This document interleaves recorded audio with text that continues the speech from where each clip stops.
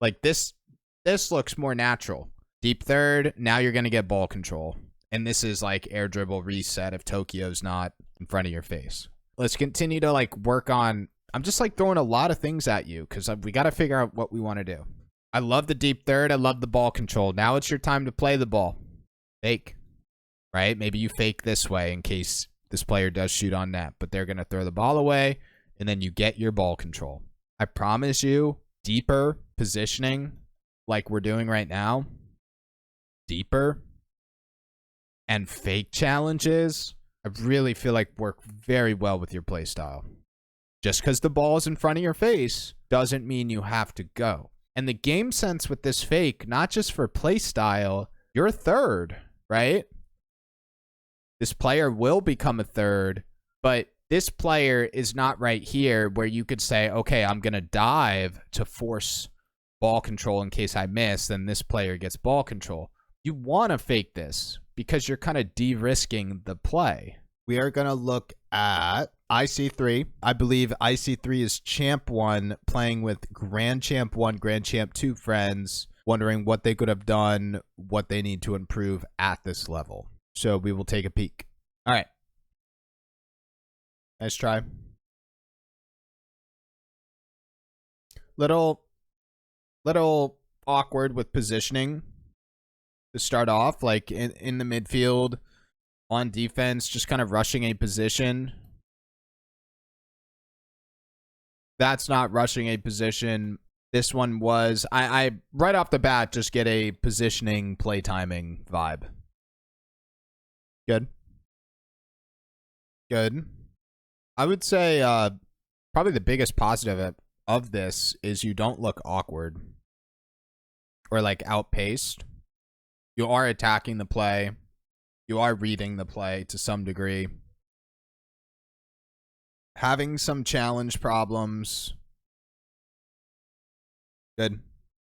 I have an idea, but not super confident. Good. I'm almost getting like a... See, this is just to piggyback on what I initially said, IC3. So obviously, like, you submit replays here. Like, you kind of trust what I say to some degree. What I love doing with, like, weekly replays is, like, building out a progression, getting to know a player's play style, working things in, etc. I want to eventually get to that point with you.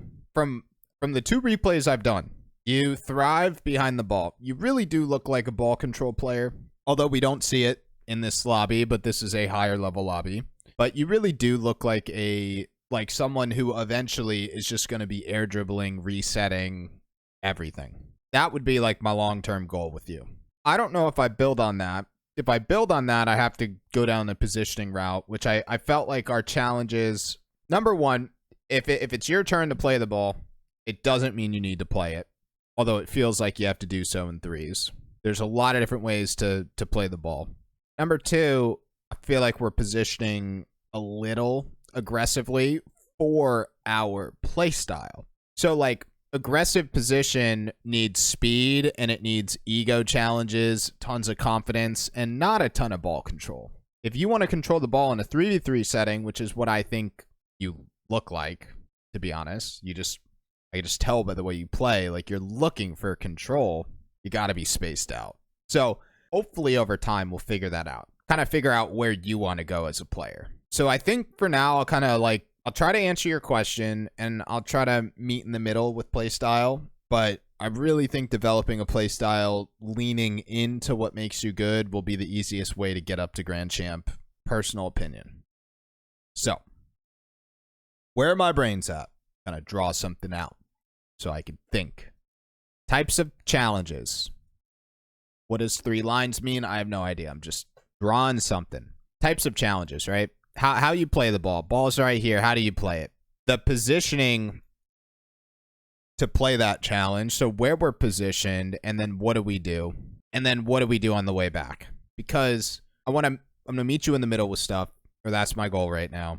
We're only playing behind the ball. We're not playing in front of the ball. That also answers the question of what do I do to need to be able to thrive in Grand Champion? You got to be able to do everything. Not perfectly. Grand Champion is still incredibly inconsistent. But your general gameplay is I'll just try to find an example. I'm sure it'll be easy. All right, we're going to play the ball. We are going to play the ball. We just played the ball. And it's, let's rotate back. Well, I guess that's when we cut score. That was good. That's like a little baby cut. I like that. I'm trying to find a random example right here. Sure. You're going to play the ball, right? You're going to take your challenge and you're just going to rotate back, right? You get bumped and then eventually rotate back. And okay, now it's our time to play the ball. And now we're going to play the ball and we're just going to rotate back. We're going to get boost. And yeah, so like that was a boost driven decision. I'm going to try to walk through this more because kind of being lame about examples, but I just wanted to like tease what I'm going to talk about. You're like, okay, let's get the ball up the field.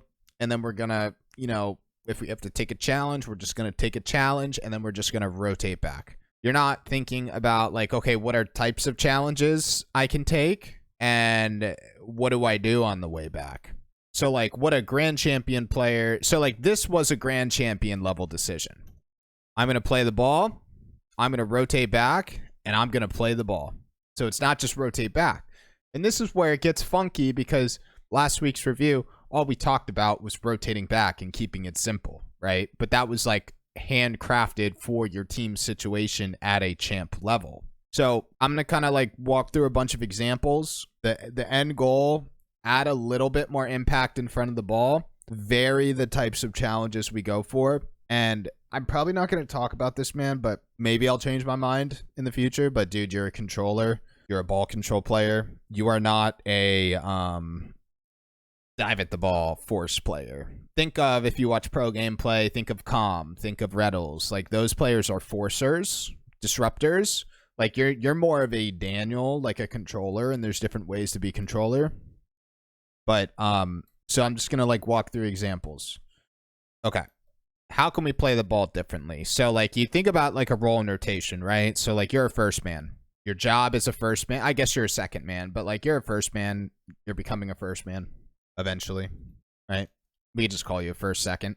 If your decision, which it is to force, right? That's what this decision is. Like, yeah, you're playing the ball, but you're forcing, right? Like it would be great if you could play this ball and get control up the wall, but like if you look at this situation, there's nothing happening, right? Like it's kind of a dead play. It's not a shot. It's not wide open space where no one's here, right? So it's like a dead play. It's a force play. There are ways to force a play that are not just dive, and you could dive, right? But you could also drive, okay? Where you approach this play, continue momentum, supersonic momentum, and just drive through it. And you could drive through, peel on the ball side, drive through, rotate down the center of the field. But you're just driving through it. And what this player thinks is that you're diving, that you're jumping. But you're not jumping, you're just driving. So that's a type of challenge. And if you can get a demo picture, right? We're looking at you right now. Picture, you just drive through, right? Instead of jump, you're just driving through. And you could demo. Very, very, very easy. That's a type of challenge. I'm going to continue to walk through this. Off-ball value, different types of challenges. Eventually, I mean, seriously, I'm not going to talk about this. This will be the last thing I talk about. Last time I say it, positioning. We need to figure that out over the long term, how you want to play. It's fine. I second time, like, this is just miscellaneous things, man. Okay, like you're playing a back post, great position, you creep out, you get scored on. It happened back here where I initially said I'm getting a positioning vibe. Like you just creeped out of the net way too soon. Right here. It's like you're committing to a back post position, you creep out, and then like now this gets awkward. That's where like over time we're going to see like how this develops. Like I'm not saying play back post, but like there's some weird little tendencies where like you look like a ball control player who plays patient and controls the ball and really reps out air dribble reset mechanics, but you position and creep forward like an aggressive player, but you're not crazy. Like you don't seem like a crazy player to me. You're not a chaser, you're not a disruptor, you're not cutting and demoing and chasing. So that's like where we got to figure out how you want to play. Like you're kind of in the middle with stuff. Like this looks more natural. Deep third, now you're going to get ball control. And this is like air dribble reset if Tokyo's not in front of your face. Let's continue to like work on, I'm just like throwing a lot of things at you because we got to figure out what we want to do. I love the deep third. I love the ball control. Now it's your time to play the ball. Fake, right? Maybe you fake this way in case this player does shoot on net, but they're going to throw the ball away and then you get your ball control. I promise you, deeper positioning like we're doing right now, deeper and fake challenges, I really feel like work very well with your play style. Just because the ball is in front of your face doesn't mean you have to go. And the game sense with this fake, not just for play style, you're a third, right? This player will become a third, but this player is not right here where you could say, okay, I'm going to dive to force ball control in case I miss, then this player gets ball control. You want to fake this because you're kind of de-risking the play. Lagging a little bit. So like this, I know we're lagging a little bit right now, but this looks natural, okay? Patient positioning, open space, air dribble, going for reset, stealing. Like I would want to build that out with you, man. 100%. Like I feel like even looking at your team last week, like that's where you thrived.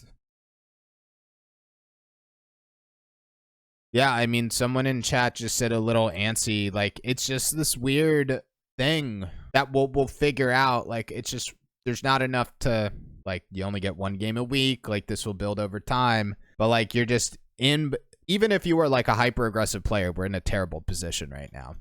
But, like, you get caught in between, like, a back post. I know it's no fun to play back post, but, like, it's like, okay, if this ball goes mid, teammate has it, not you. It's like, you're a third. You're a third, no man's land, right? I feel like you can kind of just commit to a back post a little bit longer. You kind of creep out. Like it's more of a tendency, habit. And it's like, how do you fix that? Just stay at the back post a little bit longer. I would almost rather see you kind of commit to a back post position. And then what will happen is maybe you'll be there and be sitting. And then like we'll work through that. Meaning you don't have momentum or you're not timing the play properly, like you're not pushing up with your team. I'd rather see, like right now I'm seeing more problems arise out of you creeping out of a back post. And what today is going to be about, a couple miscellaneous things. Commit to the back post. It's not always rotate to back post, but if you find yourself at the back post, just commit to the position, trust the position for now, habit to creep forward. And the other one is miscellaneous. I personally would play a third man. Not just a third man, but I would space out from teammates and I would position a little bit deeper from the play because you're looking for ball control. And then I would look for fake challenges and I would look for drive challenges. You're finding yourself in moments where you know that you have to force this play. You know you have to go, right? You have to go. But it's that same situation we covered before where it's awkward, right? Like, you got three homies in the same position. It's awkward to read. That's not because you're bad. It's just awkward to read. So it's like, how do you deal with awkwardness? You either fake on the backboard or you just drive through the play and retake a midfield or retake a back post and let your teammate play it. And by the time your teammate plays it, it's not as awkward. And I really think driving through challenges would help with that. Because you're finding yourself in these moments where you have to commit, but it's uncomfortable by definition. So you just kind of drive through it. It's a way to force the play without fully committing. Good.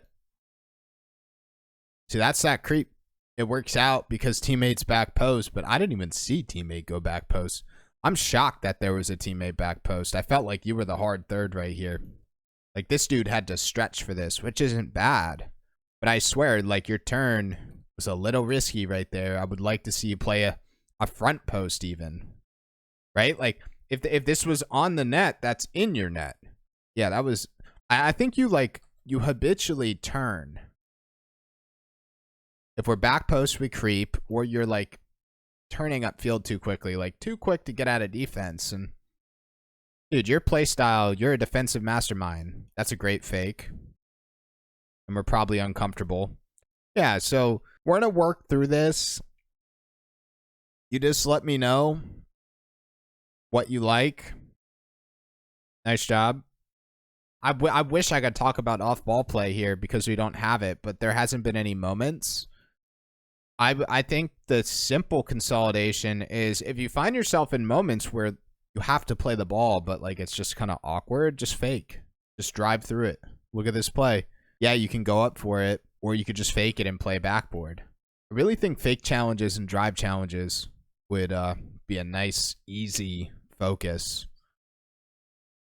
Stay at the back post a little bit longer. Position a little bit deeper. So that's that creep, right? That's probably just a habit. I don't think we need to make it into anything bigger. That was good. Good. Almost there. We're going to use this as a good example, though. Just try to get this POV, man. You have to play the ball, right? It's your time to force. You force, but you don't commit. You don't jump. And then you see this, and we end up jumping. But, like, do the same thing. Play the ball. Force. Don't jump. You see this. It's still awkward. Drive. Steal boost. Rotate, wherever you want to go. So, like, if you go for the ball, it doesn't mean you have to go. If you go for the ball and fake, it doesn't mean you have to go next time. Like, there's no rule. So I really think experimenting with like drive and fake challenges and threes, intentionally not playing the ball, will probably help with boost management, put you in a better position to control the ball. Very good. And this is kind of the positioning I would get in your head as well, this POV. Deep. This is you. Promise you, a little bit deeper. Little bit deeper. Like, because like what happens is, and this is where you got to let me know, like, I like this. And then it's like, how do we maintain that? You just like do a little circle, play deep. It allows your teammates to cut, do your dirty work. You get wide open space to control. But then we end up pushing. And then you get stuck.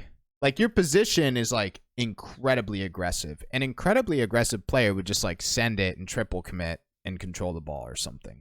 Or maybe push this way and rotate. I mean, I wouldn't send it here no matter a play style.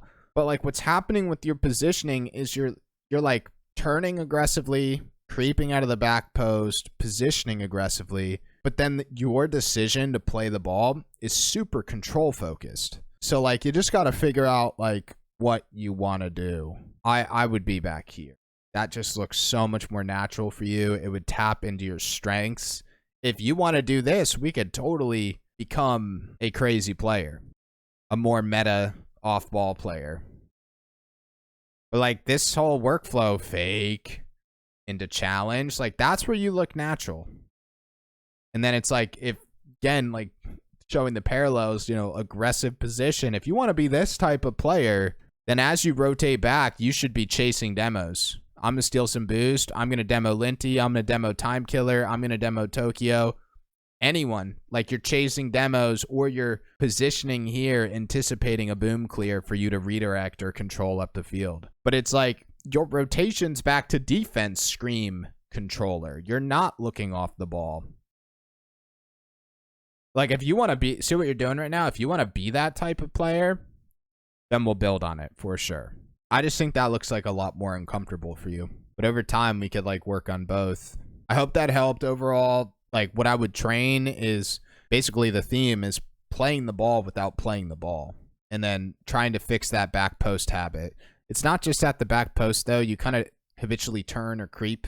I would just commit to the position. You'll run into issues there, but then we could work through it.